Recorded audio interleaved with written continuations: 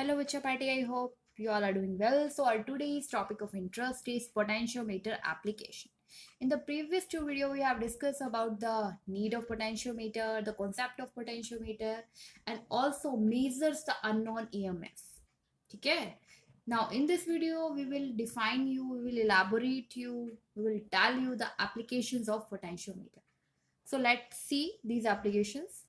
So basically, potential in the application of potentiometer, we will see it can be used to compare the EMF of two cells, to measure the internal resistance of a primary cell, or we can say the battery. तो जो हम इसके applications को discuss करने वाले हैं उसकी application भी पोटेंशियोमीटर की प्रिंसिपल पे ही बेस्ड है. प्रिंसिपल क्या था? Let's remind it once again. Voltage drop या potential drop across any length of wire is directly proportional to the length. ठीक है. Voltage drop any length of wire के लिए क्या रहेगा? डायरेक्टली प्रोपोर्शनल रहेगा उस लेंथ की, वायर की लेंथ के लिए. ठीक है. जो भी सेक्शन आप ले रहे हैं, सेगमेंट आप ले रहे हैं, उस कंप्लीट लेंथ ऑफ वायर का जितना आप ले रहे हैं उतनी लेंथ के वो प्रोपोर्शनल रहेगा वोल्टेज ड्रॉप. हाँ जी. इसके अलावा in the previous video we have come to the point of result. ठीक है. In which we have measure about the EMF of the battery or calculate the EMF of the battery. We have a very beautiful result which is E is equal to sigma into L.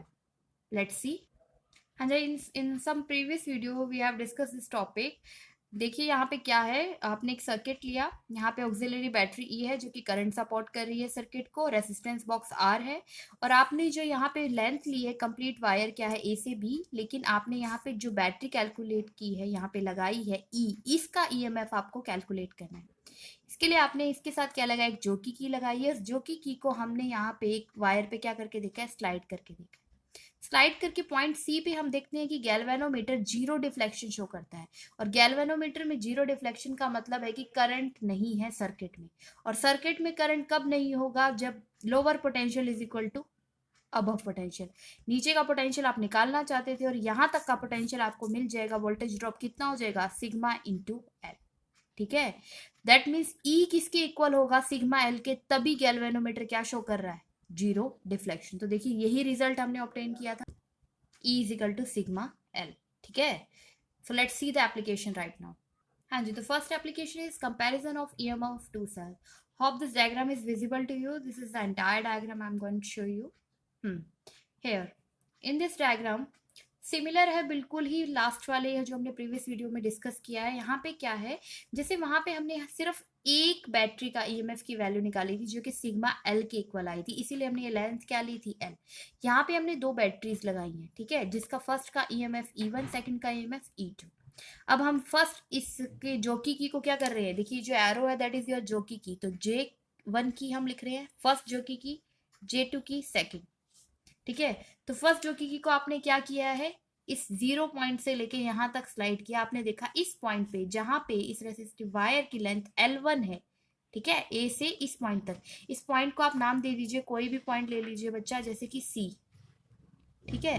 तो C point तक इसकी length कितनी है? L1. यहाँ पे आप देखते हैं कि गैल्वेनोमीटर क्या शो करता है? जीरो डिफ्लेक्शन शो करता है. ठीक है. और अभी हमने एक रिजल्ट पढ़ा था, कब जीरो डिफ्लेक्शन शो करेगा?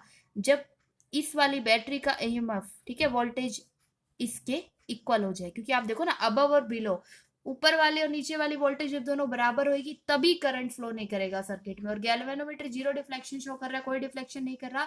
दैट मीन्स सर्किट में करंट नहीं है, करंट जीरो है. ठीक है. इसीलिए E1 की वैल्यू कितनी हो जाएगी? Sigma into L1. ऐसे ही हमने सेकंड वाले के लिए किया, इसको स्लाइड करके देखा. देखिए हमने देखा कि ये पॉइंट डी पे आके, यहाँ पे आके ये क्या करता है? Galvanometer zero deflection. Zero deflection के केस में देखो हमने क्या करके गैल्वेनोमीटर की कैसे शो कर रहा है? ये बिल्कुल स्ट्रेट ना, लेफ्ट में है ना राइट में है. तो सेकंड E2 की वैल्यू हमारे पास आ गई सिग्मा L2. अब हमें क्या करना था? Comparison of EMF of two cells. तो हमें दो सेल्स की ईएमएफ को क्या करना है? कंपैरिजन करना है. इसलिए हमने क्या किया? Equation 1 divided by equation 2. Let's see. ठीक है. तो आप इक्वेशन 1 को इक्वेशन 2 से डिवाइड कर देंगे, सिग्मा से सिग्मा कैंसिल हो जाएगा. तो ईएमएफ और लेंथ का आपके पास क्या आ जाएगा? रिलेशन आ जाएगा. बहुत ही इंपॉर्टेंट एंड वेरीफाइड रिलेशन है. Please keep in your mind. Clear है इतना? Next application. हाँ जी, तो next application is to measure the internal resistance of a battery. ठीक है, तो अब हम इंटरनल रेसिस्टेंस को मेजर करने वाले हैं किसी भी बैटरी के। तो बेटा इस टॉपिक को फर्दर प्रोसीड करने से पहले I am just gonna to tell you the two things. ठीक है, ईएमएफ और वोल्टेज में क्या डिफरेंस होता है, पहले आप इस चीज को कंपेयर करिए, अंडरस्टूड करिए। देखो, अगर आप मार्केट से कोई बैटरी लेके आते हैं, ठीक है, और तब हम उस बैटरी के पोटेंशियल के बारे में बात करें, तो वो उसका क्या है, ईएमएफ है। ईएमएफ वैल्यू है इस बैटरी की, 12 वोल्ट, 18 वोल्ट, 50 वोल्ट, जितने भी वोल्ट की बैटरी आप लाएं। कब, देखो वो बैटरी आप लाए हो, आपने उसे यूज नहीं किया। यूज नहीं करने का मतलब है कि उसके साथ कोई कनेक्टिंग वायर करके हमने सर्किट नहीं बनाया और सर्किट के अंदर करंट का फ्लो नहीं हुआ। ठीक है, तो तब तक उस बैटरी के पास क्या है, ईएमएफ है। क्लियर है इतना? और जैसे ही आपने उस बैटरी को सर्किट के थ्रू कनेक्ट किया और उसमें से करंट फ्लो करने लगा, ठीक है, तब उस बैटरी के पास क्या होगा, potential gradient which is V. ठीक है, और वो कितना होगा, देखो जितनी ईएमएफ की वो बैटरी थी ना, उतना नहीं होगा। उतना क्यों नहीं होगा, क्योंकि जैसे ही आपने सर्किट में लगाया, सर्किट में करंट फ्लो हुआ, वो जो वायर आप ले रहे हो उसका भी तो अपना कोई रेसिस्टेंस होगा, वो रेसिस्टेंस माइनस करेगा उस पोटेंशियल को। ठीक है, तो उस वायर का अपना भी तो कुछ पोटेंशियल है, वो पोटेंशियल उस बैटरी के पोटेंशियल में से क्या हो जाता है, सब्ट्रैक्ट हो जाता है। तो वो वैल्यू आपको कुछ जो ऑब्टेन करती है आप सर्किट में लगाने के बाद, आपको कम वैल्यू मिलती है। ठीक है, तो उसको हम कैपिटल वी से डिनोट करते हैं। जब आप नॉर्मल सी एक बात को याद रखिए, जब आपने उसको सर्किट में यूज नहीं किया है तो वो ईएमएफ है, जब आप उसको सर्किट में यूज कर रहे हो तो वो वोल्टेज है, पोटेंशियल ग्रेडियंट है। क्लियर है इतना? Let's do it right now. हाँ जी बच्चों, पार्टी देखिए, ये भी कुछ सिमिलर सा ही डायग्राम है। ऊपर का सर्किट अगर आप देख रहे हो पोटेंशियोमीटर के केस के लिए नियरली सेम ही रह रहा है। यहाँ पे आप क्या कर रहे हो, क्योंकि आपके टॉपिक का नाम है to calculate to measure the internal resistance of a battery, तो इसके लिए आपने क्या किया, यहाँ पे देखिए, आपने यहाँ पे जंक्शन पॉइंट बना के आपने वो बैटरी लगाई। अब आपको उस बैटरी का इंटरनल रेसिस्टेंस कैलकुलेट करना है, इसीलिए आपको सेपरेटली आपने उससे आर से रिप्रेजेंट किया है। ठीक है, बैटरी का इंटरनल रेसिस्टेंस क्या होता है बेटा, वैसे तो ये आपने प्रीवियस वीडियोस में देख लिया होगा, फिर I am gonna tell you. Battery का इंटरनल रेसिस्टेंस का मतलब क्या, देखो बैटरी अगर आप ओपन करोगे ना, तो बैटरी के अंदर आपको क्या मिलेंगे, कुछ काफी सारे केमिकल्स मिलेंगे। ठीक है, अब चार्जेस चल रहे हैं, वो केमिकल भी तो उसको रिस्ट्रिक्ट कर रहा है ना, किसी भी चार्ज को किसी, अब अगर कोई चीज प्रेजेंट है तो रोकेगी ना उसका, ठीक है, रिस्ट्रिक्ट करेगी। तो वो रेसिस्टेंस क्या होता है, इलेक्ट्रोलाइट की वजह से जो भी उसके अंदर आयंस हैं, बन रहे हैं नहीं बन रहे हैं, केमिकल है, तो वो बैटरी का रेसिस्टेंस ही उसका क्या होता है, इंटरनल रेसिस्टेंस होता है। यहाँ हमने सेपरेटली इसलिए शो किया क्योंकि हमसे सेपरेटली पूछा गया टॉपिक में। फिर हमने इसके पैरेलल में यहाँ पे क्या लगाया है, रेसिस्टेंस बॉक्स लगाया। रेसिस्टेंस बॉक्स क्या होता है, जो करंट की वैल्यू को, देखो होता क्या है ना, काम क्या करता है, पहले तो ये देखो और फिर देखेंगे कि होता क्या है। काम ये करता है कि ये सर्किट में कंट्रोल, करंट की वैल्यू को कंट्रोल करता है, हो गया इसका फंक्शन। अब नेक्स्ट होता क्या है, ये रेसिस्टेंस बॉक्स का मतलब है एक बॉक्स जिसमें से आप डिजायर्ड वैल्यू ऑफ रेसिस्टेंस क्या कर सकते हो, प्लग इन कर सकते हो। आप चाहते हो कि 10 ओम का रेजिस्टेंस मिले, 20 ओम का रेजिस्टेंस मिले, 30 ओम का, मतलब डिजायर्ड वैल्यू जितनी आप चाहते हो उतनी आप इसमें से निकाल सकते हो। अब आपने क्या कर रखा है, इसके साथ यहाँ पे गैल्वेनोमीटर अटैच कर रखा है, और यहाँ पे हमारे पास क्या है, jockey key, we can mention it G, and this is your jockey key. हाँ जी, तो आप क्या कर रहे हो, फर्स्ट केस में हम ये करने वाले हैं कि इस रेसिस्टेंस बॉक्स से हम इन्फिनिटी प्लग आउट कर रहे हैं। रेसिस्टेंस इन्फिनिटी का मतलब क्या है, एयर गैप आ गया कुछ भी, मतलब यहां से कोई भी करंट फ्लो नहीं होने वाला है। ठीक है, और यहां अगर आप R is equal to infinity plug out करते हो, यहां से कोई करंट नहीं फ्लो होने वाला है, तो क्या ये सर्किट, इससे अगर आप ये कह रहे हो यहां इसका कोई वर्किंग ही नहीं होने वाली, अगर आप इन्फिनिटी प्लग आउट करते हो तो इसमें कोई वर्किंग ही नहीं होने वाली। तो अगर आप इस चीज को समझना चाहो तो ये, अगर हम इसमें से कुछ नहीं होने वाला, तो ये देखो ये क्या कुछ सिमिलर नहीं बन गया जो हमने फर्स्ट केस पढ़ा था, जहां पे हमने उस बैटरी की वैल्यू को कैलकुलेट किया था, E is equal to sigma into L. ठीक है, तो क्या ये वैसा ही नहीं बन रहा, क्योंकि आप इस जॉकी की को क्या करके देखोगे, स्लाइड करके देखोगे, स्लाइड करके देखोगे, किसी ना किसी पॉइंट पे जॉकी की क्या शो करेगी, गैल्वेनोमीटर क्या शो करेगा, जीरो डिफ्लेक्शन शो करेगा। जहां पे जीरो डिफ्लेक्शन शो करेगा हमें पता लग जाएगा कि इस बैटरी का जो ईएमएफ है, ऊपर वाली वोल्टेज इसके इक्वल है, और वो किसके इक्वल होता है, फॉर्मूले के अकॉर्डिंग, सिग्मा इंटू एल। अब आप फर्स्ट टाइम इसको स्लाइड कर रहे हो, देखो अब हम डायग्राम में 2 या 3 बार नहीं दिखा रहे हैं, इसीलिए हमने यहाँ पे L1 या L2 मेंशन नहीं किया है। ठीक है, क्योंकि हम अब शो कर रहे हैं ना कि केस 1 के लिए हमने क्या लिया, R is equal to infinity, तो इसके केस में आपकी ईएमएफ की वैल्यू आने वाली है सिग्मा इंटू L1। क्लियर है इतना?